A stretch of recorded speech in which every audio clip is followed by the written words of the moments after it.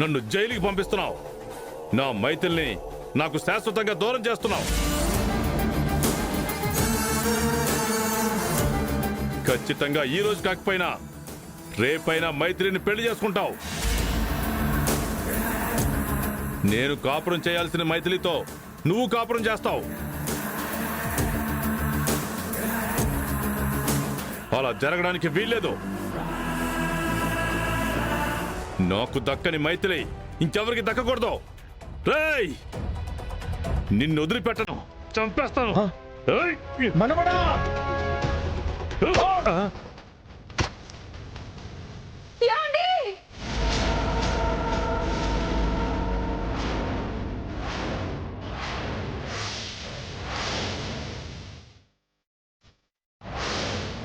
తాతయ్య,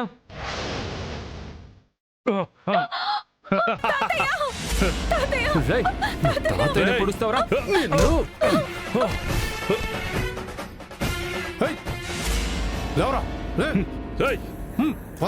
నిన్ను చంపకపోతే ఏంట్రా? నా పెళ్లిని ఆపాలని చూసినా ఈ ముసలోడు వేసేసాను. ఈ చిన్న సాటిస్ఫాక్షన్ చాలు నాకు. జైలుకి పోతాను. రేయ్, నేను మళ్ళీ వస్తాను. వచ్చాక నేను ఖచ్చితంగా చంపేస్తాను. ఖచ్చితంగా చంపేస్తాను. రాయ్ నిన్ను. ముందు పెద్ద త్వరగా హాస్పిటల్కి తీసుకెళ్ళండి సార్. తాతయ్య, తాతయ్య హాస్పిటల్కి వెళ్దాం. రేయ్ రేయ్ రేయ్, నీ అంత చూస్తాను రా.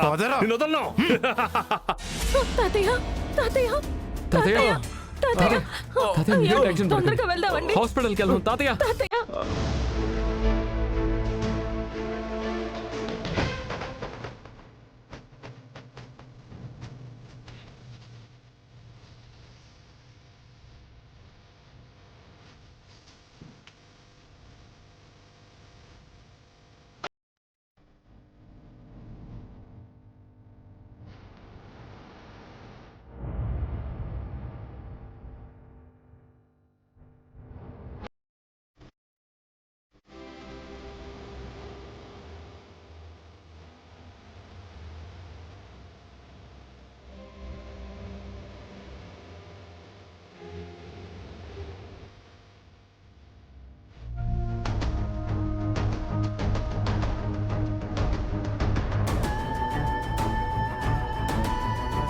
ఆ దుర్మార్గుడు ఎంతకు తెగించాడమ్మా. పెళ్లి ఆగిపోయిందన్న పగతో మనుషుల ప్రాణాలను తీయాలని చూశాడు. అలాంటి వాణ్ణి ఏం చేసినా పాపం లేదు. అవునన్నా, ఈ ప్రమాదం ఉత్తమ్ గారికి జరగాలి. తన మనవణ్ణి కాపాడుకోవడానికి తాను ప్రమాదంలో ఇరుక్కున్నారు. తాతయ్య గారికి ఎలా ఉందో ఏంటో. ఎక్స్క్యూజ్ మీ డాక్టర్, ఆయనకి ఎలా ఉంది డాక్టర్? బాగానే ఉన్నారా? ఎలా ఉందో చెప్పండి డాక్టర్. ఇప్పుడే ఏం చెప్పలేమమ్మా. అర్జెంటుగా ఆయనకి ఆపరేషన్ చేయాలి. అందుకు 10 లక్షల దాకా ఖర్చు అవుతుంది.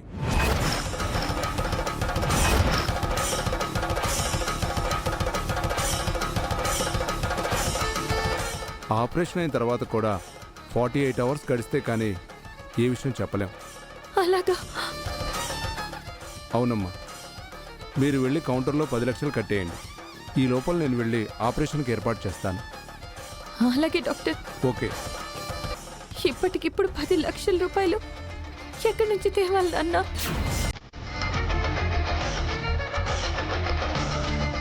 మనకంతటి స్తోమత ఎక్కడదమ్మా. కనీసం అప్పిచ్చేవాడు కూడా లేడు. అవునన్నా, 100 కోట్లకు యజమానైన రామయ్య గారికి కేవలం ఒక 10 లక్షల రూపాయలు లేక చావు బ్రతుకుల మధ్య పోరాటం చేస్తున్నారు. ఆయన ఎలా అయినా బ్రతికించుకోవాలి. బ్రతికించుకుంటాను. ఇప్పుడే ఉత్తమ్ గారికి కాల్ చేస్తాను. ఉత్తమ్గా? వద్దమ్మా. ఏనన్నా? నువ్విప్పుడు ఫోన్ చేసినా ఆ ఇంట్లో వాళ్ళంత డబ్బిస్తారని నమ్మకం లేదు. అలాగని ఆయన దిక్కులేని వాళ్ళగా వదిలేలేం కదా నాన్న. మన ప్రయత్నం మనం చేద్దాం. ఎంతైనా రామయ్య గారు జానకమ్మ గారికి భర్త కాబట్టి ఆ ఇంట్లో ఎవరో ఒక్కరైనా స్పందిస్తారని నాకు అనిపిస్తుంది. సానుకూలంగా స్పందిస్తే పర్వాలేదమ్మా. లేదంటే ఆయన కోసం ఫోన్ చేయడానికి నువ్వెవరు అని గొడవ పడితే ఇదంతా నీ వల్లే జరిగిందని నిన్ను అనరాని మాటలంటే భరించే ఓపిక నాకు లేదమ్మా. నా మాట విని వదిలే. మరి ఎలా నాన్న? తాతయ్యని ఎలా కాపాడుకోవాలి?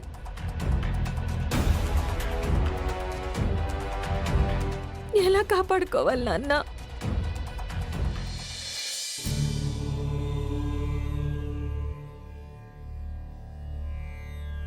ఆ దేవుడు ఏదో ఒక దారి చూపిస్తాడమ్మా. 10 లక్షలు ఎవరిస్తారు? ఎందుకు ఇస్తారు? ఎలా ఇప్పుడు?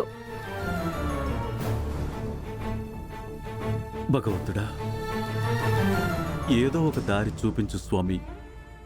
రామయ్య గారిని బ్రతికించు స్వామి.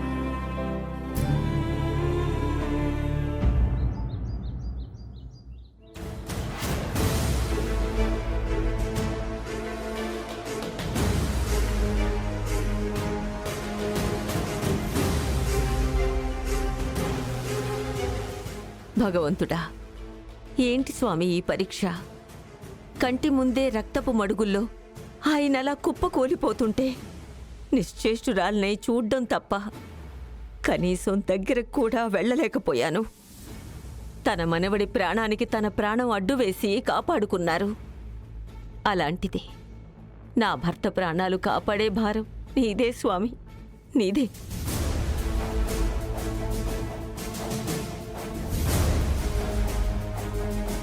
నానమ్మ, నేను ఒకసారి హాస్పిటల్కి వెళ్ళొస్తాను.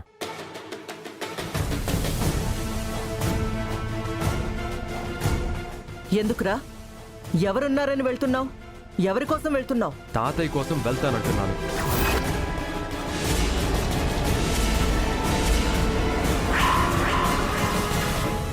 ఏయ్, ఎవరా నీకు తాతయ్య? ఎన్నిసార్లు చెప్పాను ఆయన తాతయ్య అనొద్దని?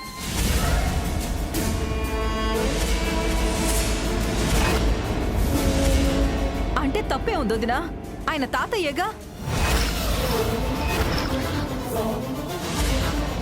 ఏంటమ్మా నువ్వనేది? ఆయన నా తాతయ్య. ఆయనది కూడా తాతయ్య వయసే కదా. అలాంటప్పుడు తాతయ్య అని పిలిస్తే తప్పే ఉంది అంటున్నాను.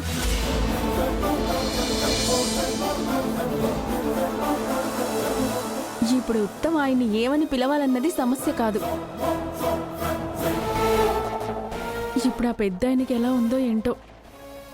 ఆయనే గనక లేకపోయి ఉంటే ఈరోజు ఉత్తమ్ మనకి దక్కుండేవాడే కాదు.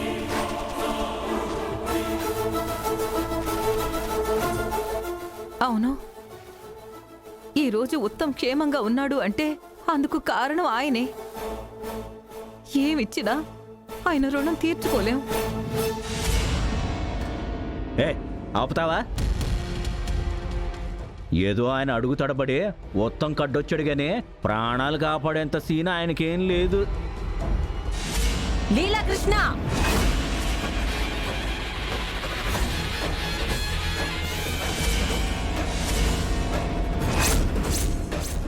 సుహాసిని ఉత్తముకి జన్మనిస్తే ఆయన పునర్జన్మనిచ్చారు. ఆయనంటే మనకు నచ్చకపోవచ్చు, ఆయన పేరు ఉచ్చరించడం కూడా మనకు ఇష్టం లేకపోవచ్చు. కానీ ఈరోజు ఆయన చేసిన పని మంచి పని. దాన్ని అభినందించకపోయినా పర్వాలేదు, అవహేళన చేయకుండా ఉంటే చాలు. నానమ్మ, ఒకసారి హాస్పిటల్కి వెళ్ళేసి వస్తాను. వద్దని చెప్పాను కదా నాన్న. వెళ్తే తప్పేంటమ్మా? చూసావు కదా, హల్వారాజుగాడు ఇప్పటికీ పగతో రగిలిపోతున్నాడు. పొరపాటున నువ్వు బయటికి వెళ్ళాక నీ మీద మళ్ళీ దాడి చేస్తే? అవును, ఆడి మనుషులు ఇంటి చుట్టూ తిరుగుతున్నారు. ఈ సమయంలో నువ్వు ఇంటి బయటికి వెళ్ళటం అంత మంచిది కాదలుడు. ఇగో, నువ్వు కావాలంటే నా మనుషుల్ని పంపిస్తాను, అన్ని రకాలుగా ఆయనకి సాయం చేయమని చెప్తాను. అంతేగాని నువ్వు మాత్రం బయటికి వెళ్ళటానికి అస్సలు లేదు, మేము ఒప్పుకోం కూడాని.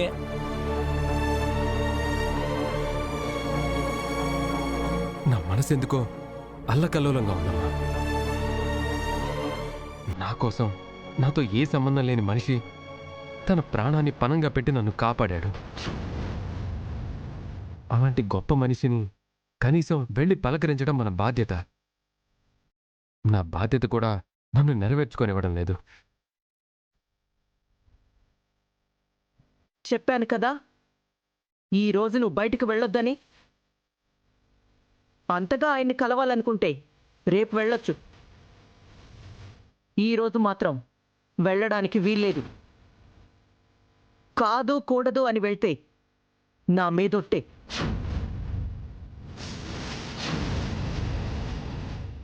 అమ్మా, మీరు అడ్డుపడుతుంది మీ కొడుక్కి కాదమ్మా, తన కృతజ్ఞతకి. ఆయనకి ఎలా ఉందో తెలుసుకోవడం, ఆయనకి సహాయం చేయడం నా బాధ్యత. అదే నేను ఆయనకి చూపించే కృతజ్ఞత. దానికి కూడా అడ్డుపడుతున్నానమ్మా. ఇంత చేసిన మనిషికి ఎంతో కొంత చేయలేకపోతున్నందుకు నా మీద నాకే అసహ్యంగా ఉందమ్మా.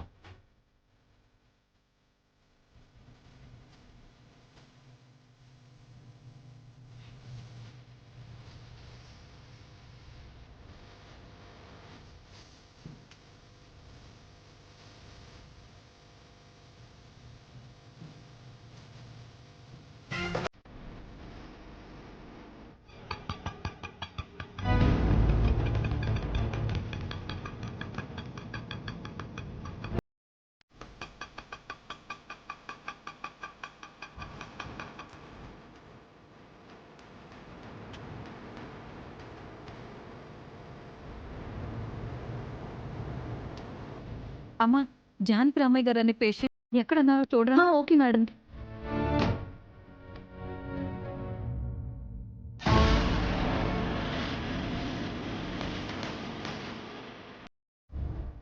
అమ్మో, ఈ శుభప్రద కంట్లో పడ్డానంటే ఈ విషయాన్ని లీలాకృష్ణకి చెప్పినా చెప్పొచ్చు. తనకంట మాత్రం పడకూడదు.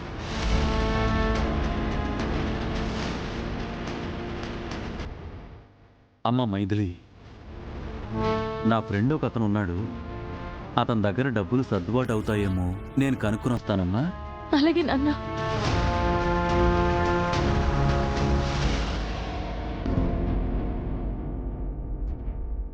మైథిలి, అమ్మ మైథిలి. ఆంటీ, సమయానికి వచ్చారు. ఆ దేవుడే మిమ్మల్ని పంపించినట్టున్నాడు. నాన్న ఎలా ఉన్నారు? ఆయనకి ఎలా ఉందమ్మా? చాలా సీరియస్గా ఉంది ఆంటీ. అర్జెంటుగా ఆపరేషన్ చేయాలన్నారు. అందుకు 10 లక్షల దాకా ఖర్చు అవుతుందని అన్నారు. 10 లక్షలా? నా దగ్గరేమో 10,000 రూపాయలకి మించి లేవు. అంత డబ్బు ఎక్కడి నుంచి తేవాలో, ఎవరిని అడిగాలో అర్థం కాక ఇక్కడే కూలబడిపోయాను. సమయానికి మీరొచ్చారు. ఏదో విధంగా 10 లక్షలు కట్టండి ఆంటీ. వెంటనే తాతయ్యకి ఆపరేషన్ చేస్తారు. అమ్మో, అంత డబ్బు నా దగ్గర కూడా లేదమ్మా. మరి ఎలా ఆంటీ? కనీసం ఇంట్లో వాళ్ళకైనా చెప్పి ఒప్పించి ఆ బిల్ కట్టండి. లేదంటే ఆపరేషన్ చెయ్యరు. తాతయ్య గారు మనకి దక్కరు. సరేనమ్మా, తెలిసిన వాళ్ళని, ఫ్రెండ్స్ని అందరిని అడుగుతాను. నా ప్రయత్నం నేను చేస్తాను. అమ్మ మైథిలే, ఇప్పుడు నాన్నగారు ఎక్కడున్నారు? ఆపరేషన్ థియేటర్లో ఉన్నారు ఆంటీ. ఒకసారి నేను చూసొస్తాను.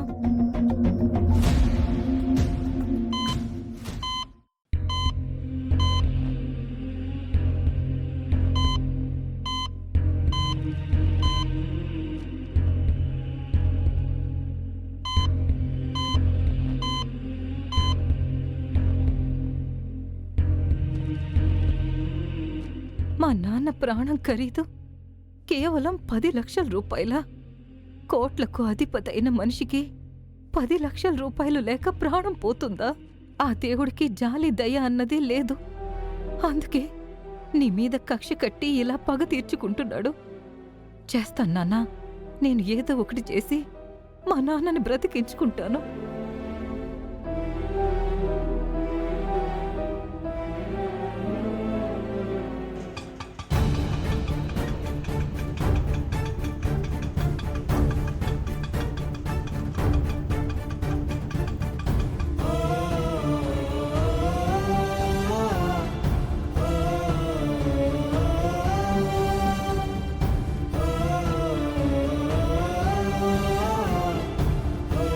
అమ్మ మైథిలి, నేను ఇప్పుడే మా ఫ్రెండ్స్ దగ్గరకు వెళ్తాను. సాధ్యమైనంత వరకు డబ్బులు తీసుకునే వస్తాను. ఈ లోపల ఏమైనా సర్దుబాటు అయితే నాకు ఫోన్ చేయమ్మా. అలాగే ఆంటీ, మీరు మాత్రం త్వరగా రండి. అలాగేనమ్మా.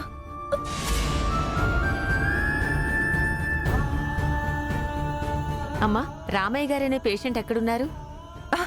సారీ అమ్మా. ఇట్స్ ఓకే మేడం, సారీ, పర్వాలేదు. చూసుకోలేదమ్మా. సరేనమ్మా.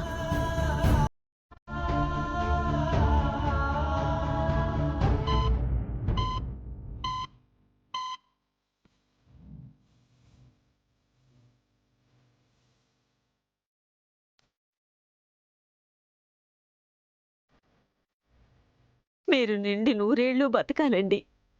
మీకంటే ముందుగా నేనే పసుపు కుంకాలతో పోవాలి. అప్పుడు దాకా మీకు మరణం రాదు. ఈ జానకమ్మ రానివ్వదు.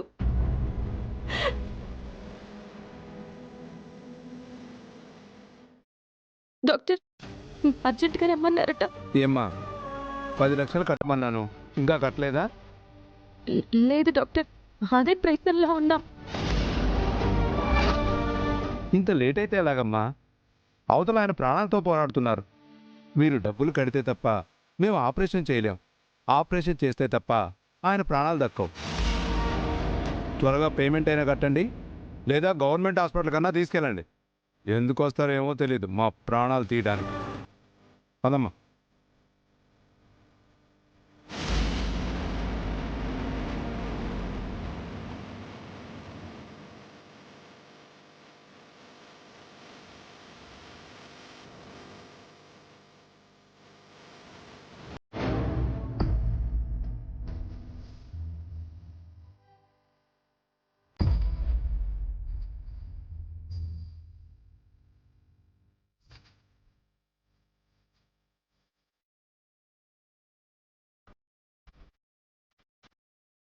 భగవంతుడా, ఎంతో మందికి సహాయం చేసిన నా భర్తకి ఈ దుస్థితా?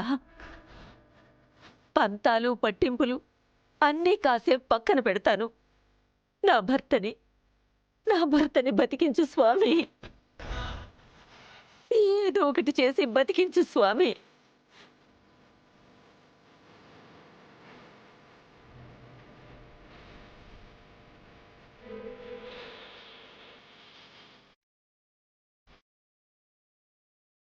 Excuse me. చెప్పండి మేడం. ఆపరేషన్ థియేటర్లో ఉన్న రామయ్య గారి భార్యని, జానకమ్మని. ఆయనకి అర్జెంటుగా ఆపరేషన్ చేయాలి కదా మేడం. నాకు తెలుసు. 10 లక్షలేగా. 10 లక్షలే కాదు, కావాలంటే 20 లక్షలైనా తీసుకోండి. వెంటనే ఆపరేషన్ మొదలు పెట్టండి. క్యాష్ పే చేస్తారా, ఆన్లైన్ పే చేస్తారా? ఆన్లైన్లో పే చేస్తాను. సరే మేడం, మీకు ఓటీపీ వస్తుంది, చెప్పండి. అలాగేనమ్మా. మీ పేరేమిటండి? జానకమ్మ. మీకు ఓటీపీ వచ్చింది మేడం, పేమెంట్ చేయండి. అలాగే. పేమెంట్ అయిపోయింది, ఒకసారి చెక్ చేసుకోండి. 10 లక్షల రూపాయలు అకౌంట్లో వేశాను. Okay madam.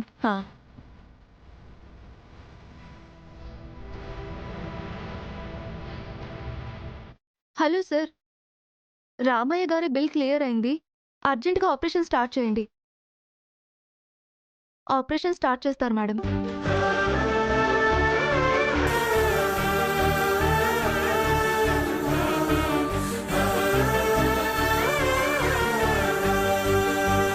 ఇది కళా నిజమా? జానకమ్మ గారు తన భర్తని వెతుక్కుంటూ వచ్చారా? ఆయన ఆపరేషన్ కోసం 10 లక్షల రూపాయలు కట్టారా? భగవంతుడా, ఏ రూపంలో సహాయం చేస్తావా అని వేడుకుంటే స్వయంగా ఆయన భార్య రూపంలోనే సహాయం అందించావా? ఇప్పటిదాకా జానకమ్మ గారికి భర్త మీద కోపం, ద్వేషం తప్ప ప్రేమ లేదేమో అనుకున్నాను. ఆవిడ గుండెల నిండా రామయ్య తాతున్నారని, తన ప్రేమ ఇంకా చావలేదని ఈ ఒక్క విషయంతో రుజువయ్యింది. ఎంతైనా భార్య కదా, భర్తను ఎలా వదులుకుంటుంది?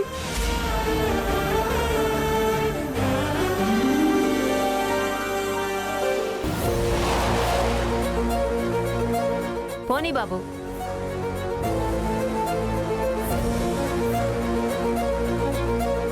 అవును సుభప్రద గారు, దేవుడి దయవల్ల బాగా కావాల్సిన ఆవిడొచ్చి 10 లక్షల రూపాయలు కట్టేశారు. మీరు టెన్షన్ పడకండి. ఉంటానండి.